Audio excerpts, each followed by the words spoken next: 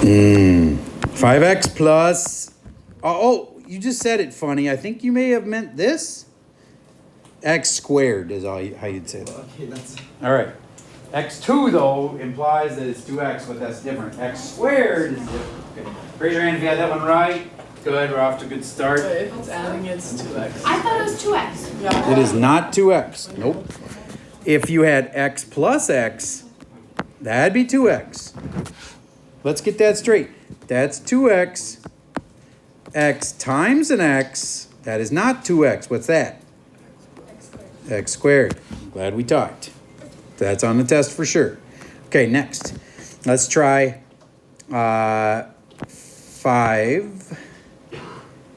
times x plus 3 minus parentheses x minus 1 equals, what's an equals, Mr. Server?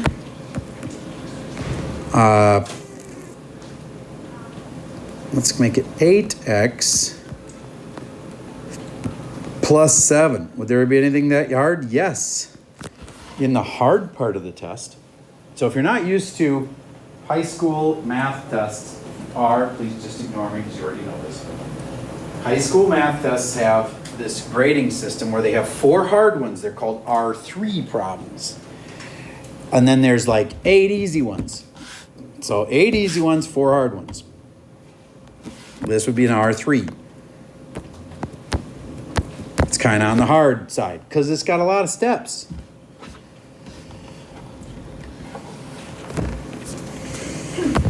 Five x plus 15 minus x plus 1. That plus 1 is where most of the mistakes are made. Because why? Because forget to distribute the negative to both parts. Then you got to combine like terms. Then you got variables on both sides. You got to get rid of the smaller x, like subtract 4x or whatever it is. When you're all done, a lot of times x is a fraction. Give this one a shot. Compare with the kid next to you. There's tons of easier questions on the test. This is one of the harder kinds.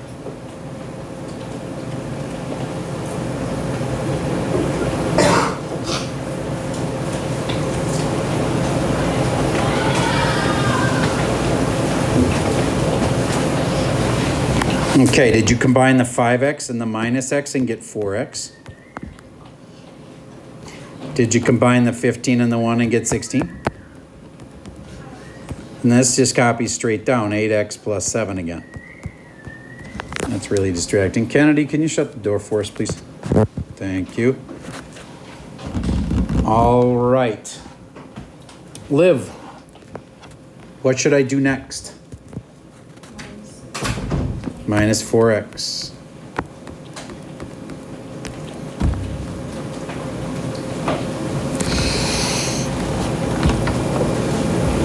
I can't quite read. Can you slide it over? Hide your name tag over.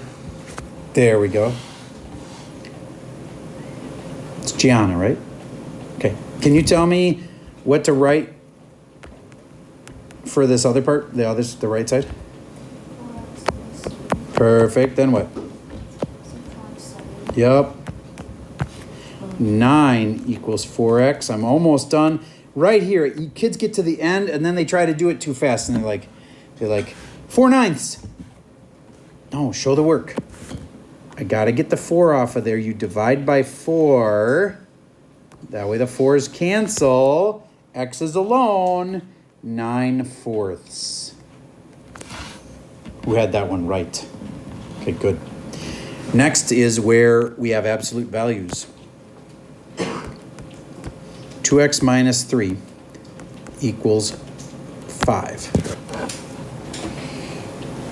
Is this one ready to do the splits? Yes. If there had been a 3 up here, you would have wanted to divide both sides by 3 first. If there would have been like a minus 1 here, you would have added 1 first. But this one's ready to do the splits because the absolute values alone. I'm not sure everybody caught that on the day I taught that. So, ooh, that's a new good saying. Not everybody caught that when I taught that. Complete sneeze stifle. I'm impressed. How many people can do that?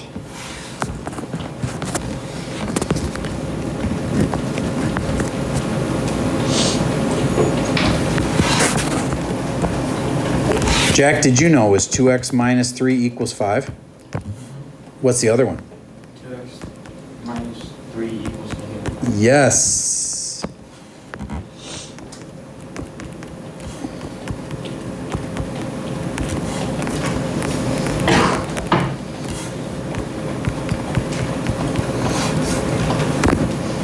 So many chances for little mistakes. Math rewards careful people.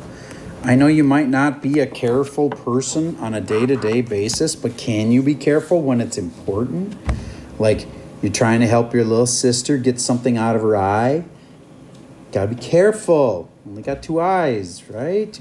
So in math, can you be careful when it really matters? And show every little step. Why? Because number 1, you have to show your work or I won't give you credit.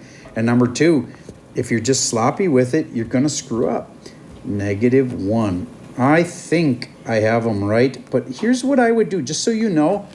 I'm a math teacher, and yet I would still check my answer to see if it was right. How?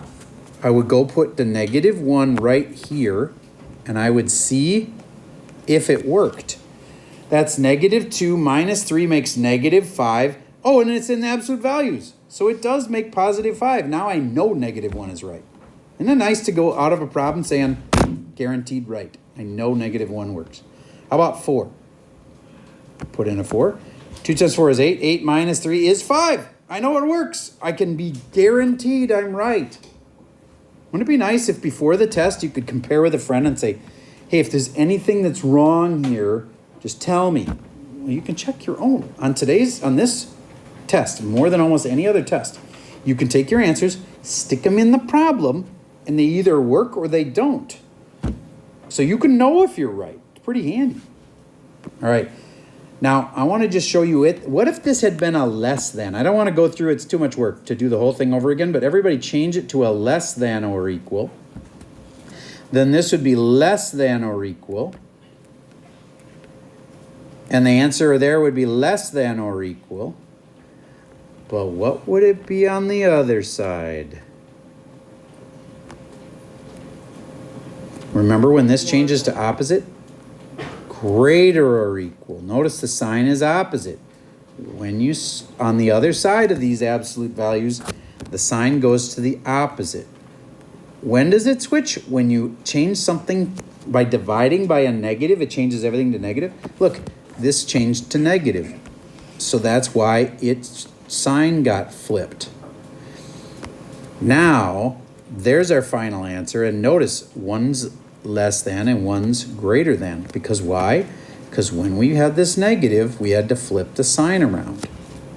Okay, so now can you graph it? That's the last skill we haven't talked about is can you graph things like this? Can you put them both on the same number line? Yes, you can. Go ahead and graph those two things. X is bigger than -1. Try that one. Graph these two things, -1 and 4. You already done? Are you already done? Okay. So try graphing those on a number line. The reason I called on you is just because I noticed your hand hadn't moved in a while, which makes it really hard to graphing it.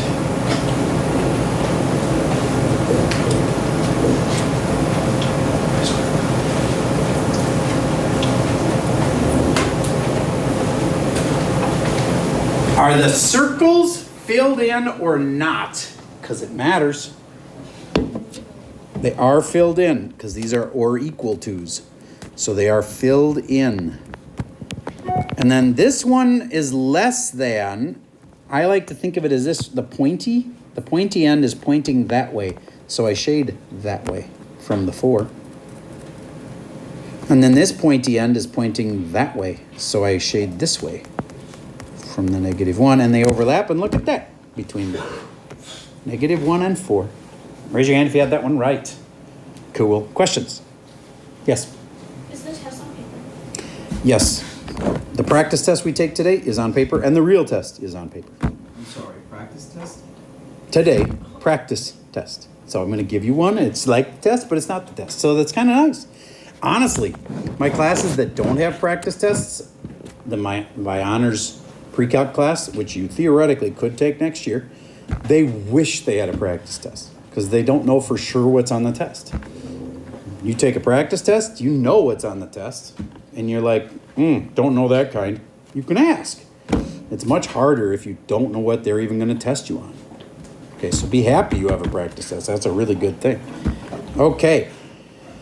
So, without further ado, I'm going to give you the practice test. We'll start it before lunch. We'll adjourn. We'll come back after lunch. We'll finish the test. We'll grade it and see how you would have done if it had been the real test. I'll pause for right now and we'll finish up the video after lunch. So, to finish off, we just finished the test and then we graded it in class with the key that I just released.